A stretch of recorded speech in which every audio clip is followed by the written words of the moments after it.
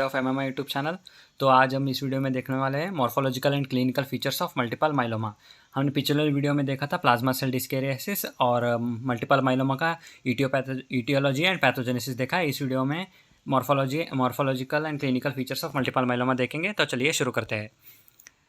तो first morphological features. Morphology मतलब जो सामने से दिखाई देता है पेशेंट में क्या क्या दिखाई देता है। Myeloma affect principally the bone marrow though during the course of the disease other organs are also involve.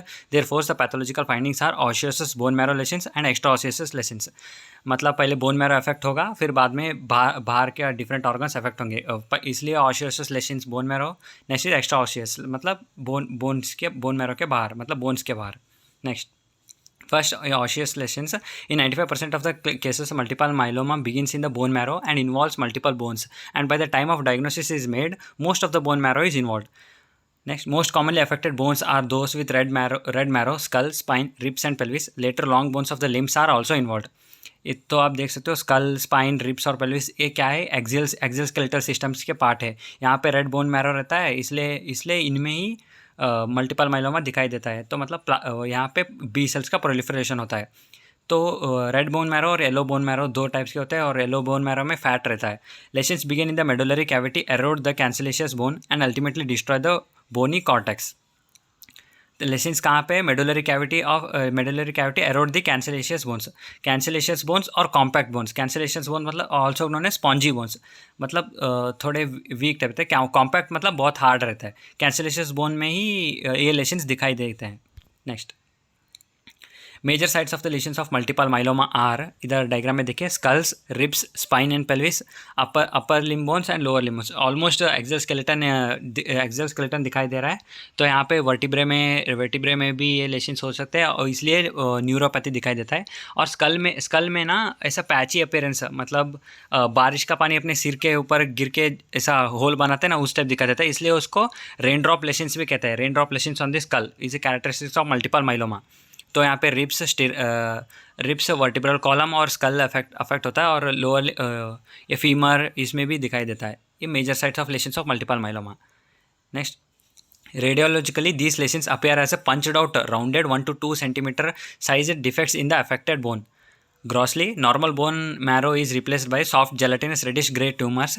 The affected bone shows osteoporosis, मतलब ऑस्टियोपोरोसिस रहता है और बोन मैरो एक जेलेटिनस सब्सटेंस में रिप्लेस हो जाता है। Microscopically the diagnosis of multiple myeloma can be done by examining bone marrow aspiration from the area of a bony refraction. If bone marrow aspiration yields negative result, biopsy of a radiologically abnormal और tender site is usually diagnostic.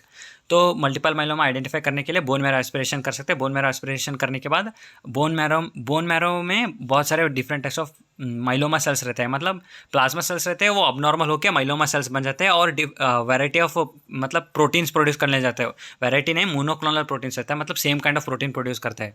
तो ये bone marrow aspiration में myeloma sales दिखाई देना चाहिए। Next, feature characterizing the case of myeloma. First is cellularity. There is usually hypercellularity of the bone marrow. मतलब बहुत सारे सेल्स प्रोड्यूस हो जाएंगे बोन मैरो में। Bone marrow is a site of haematopoiesis. Haematopoiesis में एरिथ्रोपोइसिस सारे आ जाता है। Next is myeloma cells. Myeloma cells क्या है? This are abnormal plasma cells constitute greater than 10% of the marrow cellularity, forms clumps and sheets or scattered among the hematopoietic cells. मतलब erythropoiesis में साथ साथ सारे प्लूरिपोटेंट हेमोपोइटिक स्टेम सेल्स के साथ साथ ये माइलोमा सेल्स भी दिखाई देता है। Vary in size from small differentiated cells resembling normal plasma cells to the large immature undifferentiated cells. Small size से बिग साइज तक ये माइलोमा सेल हो सकता है। Next, binucleated and multinucleate cells are sometimes present and nucleus is eccentric but lacks cartwheel chromatin pattern similar to the plasma cells. Lack the cartwheel chromatin pattern.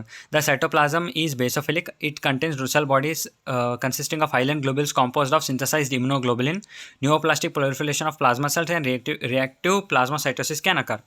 तो bone marrow aspirate करने के बाद दो types के cell दिखाई देता है। एक है प्लाज्मा सेल्स और दूसरा है माइलोमा सेल्स। माइलोमा सेल्स में कार्टविल अपीयरेंस नहीं दिखाई देता है। तो आप रुको, ये डायग्राम में दिखाता हूँ। तो ये नॉर्मल माइलोमा सेल है और न्यूक्लियस स्पेस एक्सेंट्रिकली और बाकी का ये जो ये है साइटोप्लाज्म है, वो बेसोफिलिक स्टेन है और न्यूक्लियस स्पेस एक्सेंट्रिकली। तो ये माइलोमा सेल्स है। इसमें कार्टविल अपीयरेंस नहीं दिखाई देता है। कार्टविल अपीयरेंस मतलब नॉर्मल प्लाज्मा सेल रहता है, वो उसका न्यूक्लियस यहाँ पे रहता है। वो कार्टविल मतलब ऐसा अशोक चक्र टाइप दिखाई देता है, ये कार्टविल अपीयरेंस है। तो आप यहाँ पे डायग्राम में देख सकते हो, the plasma cells have cartwheel chromatin pattern and the myeloma cells lack the cartwheel chromatin pattern. आप नीचे देखिए, यहाँ पे ये है माइलोमा प्लाज्मा सेल्स है, वहाँ पे साइटोप्लाज्मिक वैक्यूल्स दिखाई देता है।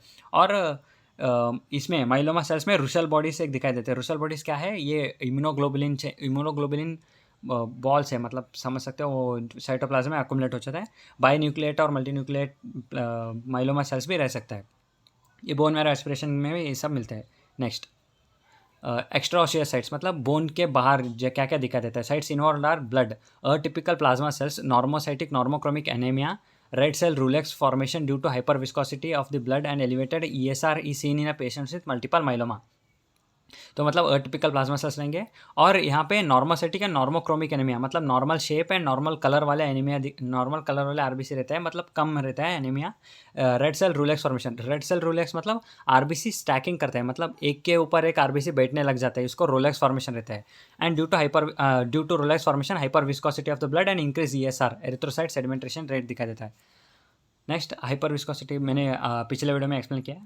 Myeloma kidney called the myeloma nephrosis, main mechanism seen in filtration of the Bence Jones proteins precipitated in DCT with Tamm Horsfall proteins.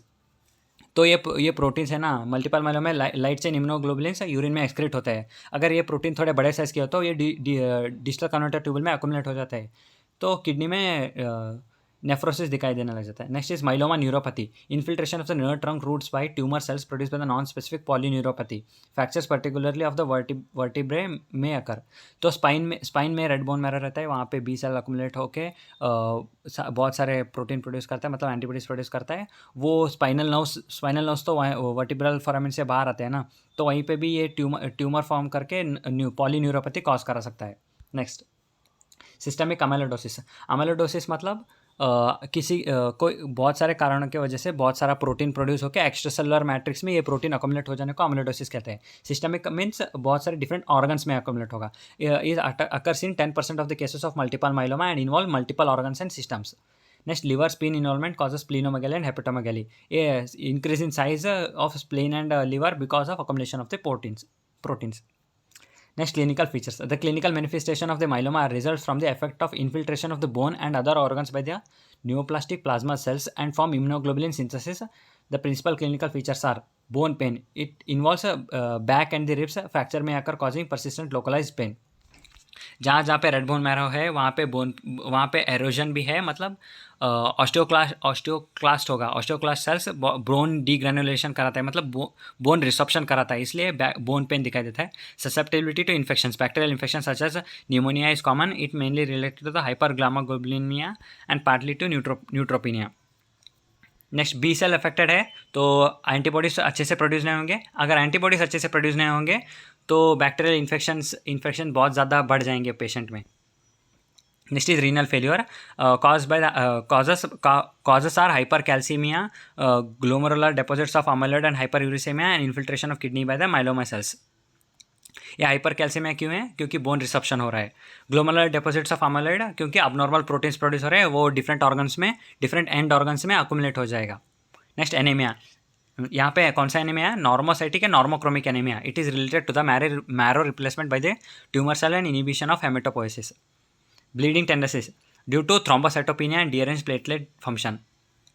अब बोन मैरो में ही सारे के सारे सेल्स प्रोड्यूस होते हैं, लाइक WBC, प्लेटलेट्स और सारे RBC भी वहीं से प्रोड्यूस होते हैं। अगर वहाँ पे प्लाज्मा सेल्स अकुमुलेट होंगे तो ये सारे कहाँ प्रोड्यूस होंगे, इसलिए थ्रोम्बोसाइटोपिनिया दिखाई देता है। Hyper viscosity syndrome, RBC Rolex formation दिखा रहा है तो हाइपर विस्कोसिटी सिंड्रोम आ जाएगा, which causes headache, fatigue and visual disturbances.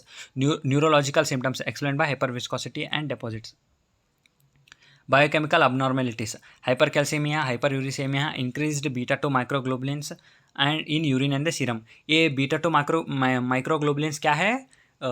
ये अमेलोडोसिस में one of the reason for amyloidosis है। Next, POEM syndrome, multiple myeloma मतलब पोएम सिंड्रोम, POEMS, इसका full form polyneuropathy, organomegaly, endocrinopathy, monoclonal gammopathy, skin changes. अभी एक बार पढ़ लेता हूँ। Polyneuropathy, organomegaly, endocrinopathy, monoclonal gammopathy, skin changes. Polyneuropathy क्यों? क्योंकि नर्व डैमेज कर रहा है। ऑर्गेनोमेगाली क्यों? क्योंकि मतलब लिवर स्प्लीन में प्रोटीन जाके अक्यूमुलेट हो रहा है, इसलिए ऑर्गेनोमेगाली। नेक्स्ट मोनोक्लोनल गामोपैथी, मतलब same kind of antibodies produce हो रहे हैं और इलेक्ट्रोफोरेसिस करने में गामा ग्लोबुलिन रीजन में एक स्पाइक आ जाएगा ना, एम स्पाइक बोल के, इसलिए monoclonal gammopathy. Next skin changes. यहीं पे हमारा ये वीडियो खत्म होता है, तो मिलते हैं अगले वीडियो में। वीडियो बहुत तगड़ा बनाए, अपने फ्रेंड के साथ शेयर कीजिए। तब तक के लिए जय हिंद, जय भारत, थैंक यू।